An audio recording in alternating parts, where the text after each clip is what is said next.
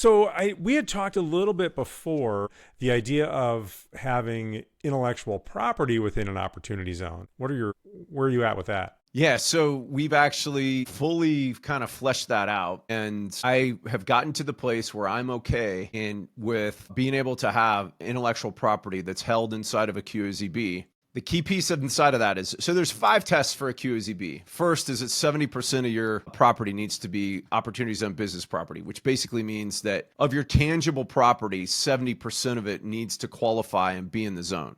You can have 30% of them that doesn't meet that criteria. Then your second test is that 50% of your income needs to come from a trade or business that's happening inside of the opportunity zone. And that's specifically tested by where your employees work. So if at least 50% of your comp paid or your hours worked are inside of a zone, you meet that test. The third test is that 40% of your intangible property needs to be utilized in the trade or business that's happening in the zone. And in this case, if you're talking about intellectual property, that's an intangible asset. And you would need to utilize that in the trade or business that's actually being performed in the zone.